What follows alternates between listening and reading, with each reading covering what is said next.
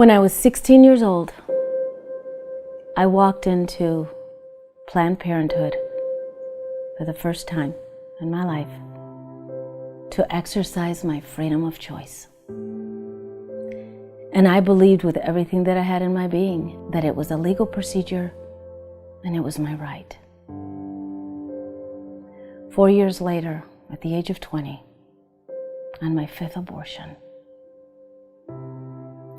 I realized for the very first time that my freedom of choice meant 5 children gone forever.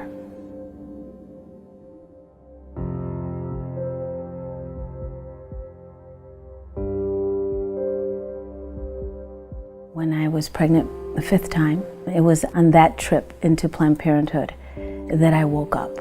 I went in, and like every other time, I got my number, I got my gown, and I sat down on the locker room bench with 35, 40 other women waiting for their number to be called. They called me into the room, and in that procedure, the doctor stopped and he took his surgical instruments and he slammed them on the medical tray full of blood. And he turned around and he looked at the woman who was next to me and said, "This is a 13-week, 14-week gestation. We need more money." And he stormed out of the room. And he did that because I was screaming so hard because the pain was so excruciating that I truly believed that I was going to die. I thought he was pulling out my entire insides. The burning was unbelievable. And so she asked me if I had another $150. When I told her my boyfriend was in the waiting area and he probably had the money, and they retrieved the money, he came back and he completed the procedure. I left, and 3 days later ended up in the emergency room, where they actually, for the first time, acknowledged it as a baby. It was no longer a blob of tissue, a fetus, and it was a baby. And half of it was still inside of me. Never once did Planned Parenthood give me information to empower me to make an informed decision. When they were giving me that abortion and I was in that recovery room and they were throwing 30 days of an antibiotic, the strongest antibiotic they could give me, and they were putting me on the lowest dose of the pill, never once did they tell me that one would cancel out the other and that I had to use another form of protection. And they didn't, because I wasn't a patient for them. I was a client that kept bringing money to the bottom line. This is not about women's freedom of choice. This is about a $1 billion organization who has made their money off of destroying the very freedoms and the very people they are saying they're protecting. After the 5 abortions, I was told by doctors that I could not conceive, that I could not carry a child to full term because of all the scar tissue within my womb.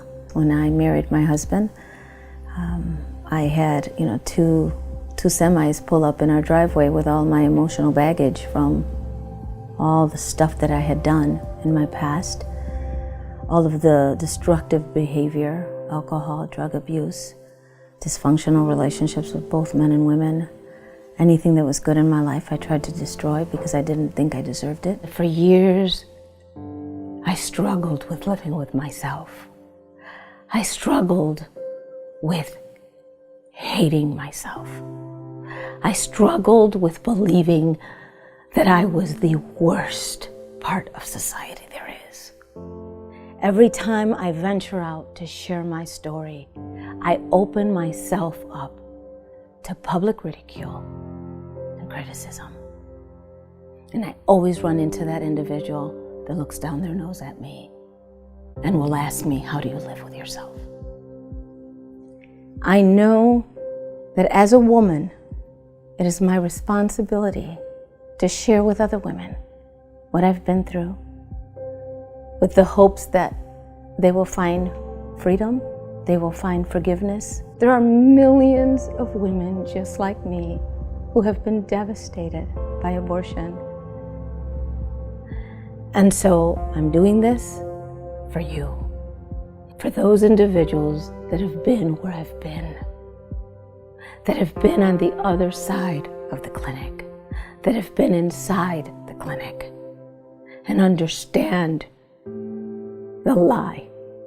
But we're here to validate the pain, the shame, the regret that you have carried for so many years. Abortion is something that will be with you for the rest of your life.